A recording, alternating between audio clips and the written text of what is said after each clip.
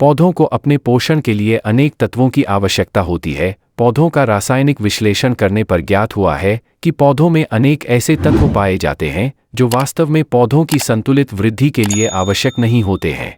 आवश्यक पोषक तत्वों में केवल वही तत्व सम्मिलित किए जा सकते हैं जो प्रत्यक्ष अथवा परोक्ष रूप से पौधों में कोई विशिष्ट कार्य करते हों तथा इनकी कमी का पौधे की वृद्धि पर प्रतिकूल प्रभाव पड़ता हो। किसी तत्व की पौधों के लिए आवश्यकता को निर्धारित करने के लिए वैज्ञानिक आधार प्रस्तुत किए गए हैं। पौधों के लिए तत्व की आवश्यकता के मानक criteria of essentiality of elements to plants वैज्ञानिक आरन 1954 ने पौधों के लिए पोषक तत्वों की अनिवार्यता निर्धारित करने के लिए निम्नलिखित सिद्धांत प्रस्तुत किए। पौधे में आवश्यक पोषक तत्व की कमी से वानस्पतिक अथवा जनन अंग की वृद्धि रुक जाती है और पौधे अपना जीवन चक्र पूरा नहीं कर पाते हैं।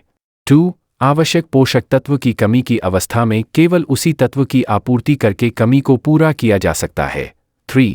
पौधे में तत्व का विशिष्ट दैहिक अथवा उपापचय कार्य हो। बाद में वैज्ञानिक निकोलस 1965 ने उपरोक्त आधार में संशोधन करके यह निर्धारित किया कि अनिवार्य तत्व का पौधों में विशिष्ट कार्य होना चाहिए एवं पौधे में कमी होने पर पौधा अपना जीवन चक्र पूरा न कर सके। आवश्यक पोषक तत्वों की श्रेणी में आने वाले तत्वों को 3 भागों में बांटा गया है। पहली श्रेणी जिसे आधारभूत तत्व कहते हैं, इसमें कार्बन, ऑक्सीजन, हाइड्रोजन आते हैं।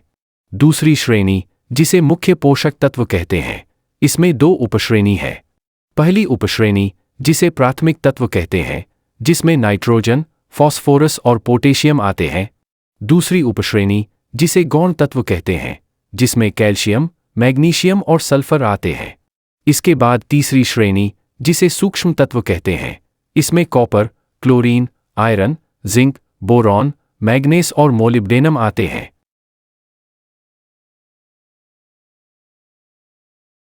नाइट्रोजन यह पौधों के अति महत्वपूर्ण पोषक तत्व है जो भूमि से प्राप्त होता है। यह भूमि में नाइट्रेट, नाइट्राइट्स अथवा अमोनियम लवणों के रूप में उपस्थित रहती है। इससे प्रोटीन, क्लोरोफिल, प्रोटोप्लाज्म, एमिनो अम्ल, एल्केलाइड्स, नाभिकीय अम्ल, आरएनए व डीएनए का निर्माण होता है। थोड़ी मात्रा में लेग्यूमिनेसी कुल के पौधे जीवाणुओं की मदद से वायुमंडलीय नाइट्रोजन का भी उपयोग करते हैं। नीलगिरी शैवाल में भी वायुमंडलीय नाइट्रोजन को स्थिर करने की क्षमता होती है। कमी के लक्षण। नाइट्रोजन की कमी के लक्षण सर्वप्रथम पुरानी पत्तियों में दिखलाई पड़ता है। पत्तियों का रंग पीला अथवा पीलाहरा हो जाता है। अधिक कमी में इनका रंग सफ़ेद हो जाता है। कभी कभी पत्तियों के मध्य भाग में सफ़ेद धब्बे, क्लोरोसिस फॉर्मेशन, भी पड़ जाते हैं अथवा जली हुई दिखलाई पड़ती हैं। इनकी कमी से पौधों की भली भांति बढ़वार नहीं होती, फलस्वरूप पैदावार घट जाती है। नाइट्रोजन की कमी के फलस्वरूप विशेषकर धान्य फसलों, सीरियल क्रॉप्स में सर्वप्रथम नीचे की पत्तियां सूखना प्रारंभ करती हैं।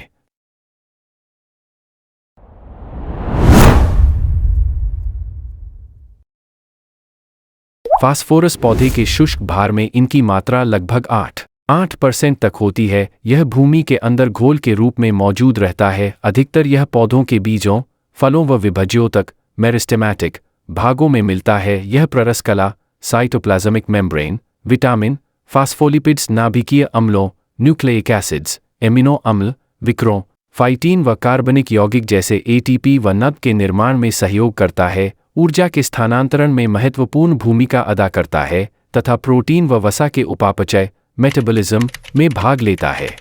यह नाइट्रोजन के हानिकारक प्रभावों को उदासीन अथवा कम करता है। इनकी उपस्थिति में शीघ्र पुष्प निर्माण की क्रिया होती है, फसलों को शीघ्र पकाता है तथा बीजों के निर्माण में उचित सहायता करता है। उत्पादन में भूसे के साथ दाने का अनुपात बढ़ जाता है। फलीदार फसलों, लेग्यूमिनस क्रॉप्स की जड़ों में मौजूद ग्रंथियों के आकार व संख्या में बढ़ोतरी कर अधिक वायुमंडलीय नाइट्रोजन का स्थिरीकरण कराता है। पौधों में इनकी कमी न होने पर परागसेचन उत्तम होता है। कमी के लक्षण। इनकी कमी के लक्षण सर्वप्रथम पत्तियों पर दृष्टिगोचर होते हैं। पौधों की निचली पत्तियां पीली पड़कर सूख जाती है।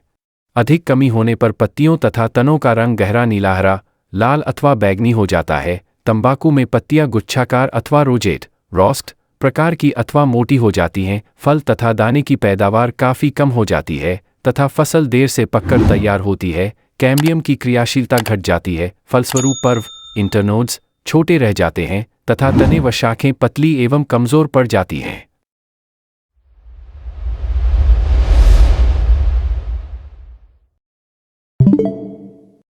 पोटेशियम पौधों में पोटेशियम उनके संपूर्ण शुष्क भार का 0.3 से 6% तक पोटेशियम होता है। नाइट्रोजन, फास्फोरस तथा अन्य कई तत्वों के समान यह पादप अवयवों जैसे सेल्यूलोज, प्ररस, वसा आदि का रचनाकारी तत्व नहीं होता, लेकिन इसके बावजूद यह पौधों के वृद्धि एवं पोषण के लिए अत्यंत आवश्यक है। इनका स्रोत एकमात्र मृदा है। यह आदान प्रदान करने वाली क्षार एक्सचेंजेबल बेस के रूप में स्थिर होता है तथा पौधे इनको पोटेशियम क्लोराइड अथवा पोटेशियम नाइट्रेट के रूप में ग्रहण करते हैं।